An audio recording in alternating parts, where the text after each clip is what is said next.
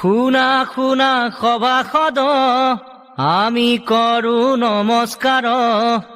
কৃষ্ণ যজ্ঞৰ পদ আমি কৰিবো প্ৰচাৰ।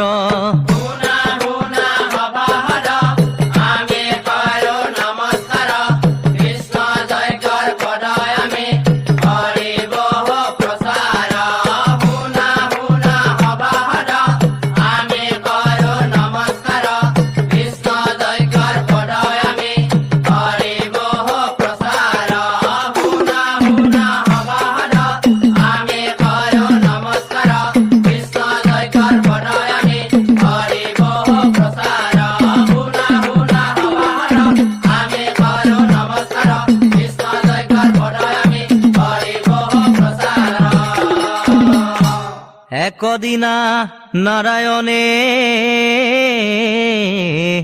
যদুগণক মাতি যজ্ঞ এক কৰো বুলি দিলা অনুমতি।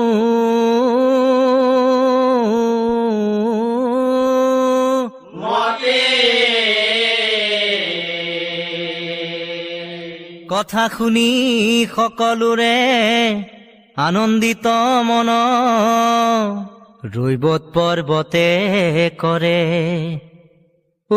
যজ্ঞৰ আয়ু।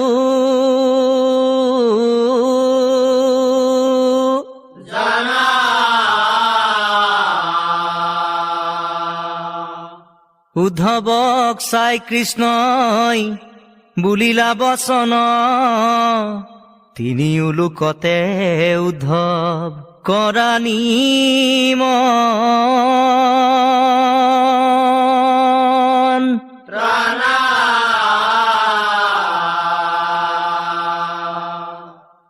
সকলোকে নিমন্ত্ৰিয়া দেৱলোকে গৈলা, যজ্ঞৰ বাবে দেৱৰাজক নিমন্ত্ৰণ।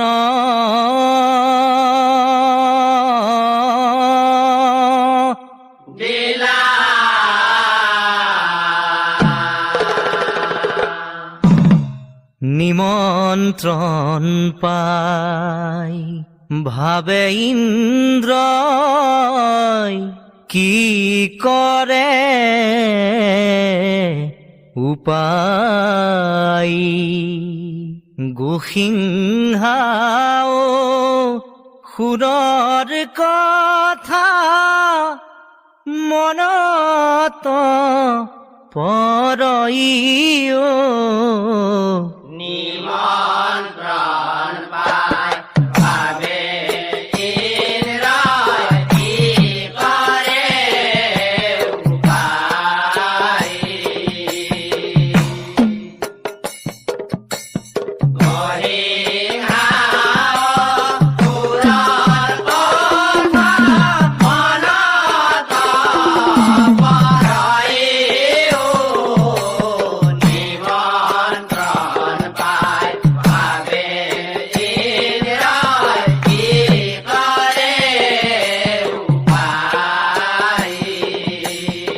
যদি যাওঁ মই জগত শূন্য,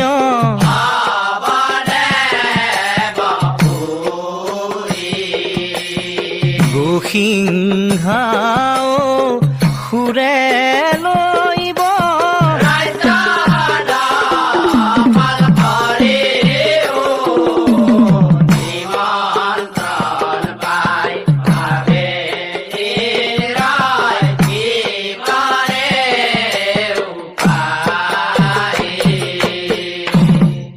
ভাবি চিন্তি দেৱৰাজে বুদ্ধি উলিয়া উদ্ধৱৰ গোপন কথা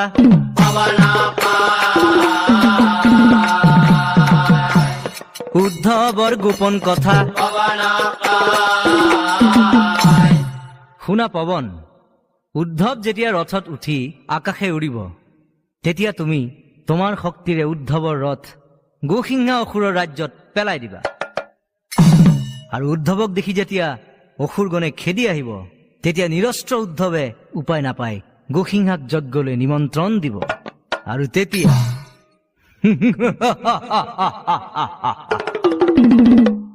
সবে মিলি তাহাক তাতে কৰিব নিধন। নিমন্ত্ৰণ দিয়া উদ্ধৱ ৰথত চৰিলা, গোসিংহাৰ ৰাজ্যে ৰথ পবনে পেলাইলা গোসিংহাৰ ৰাজ্যে ৰথ। পবনে পেলাইলা এই উদ্ধৱক দেখি অসুৰ আনন্দিত হইলা,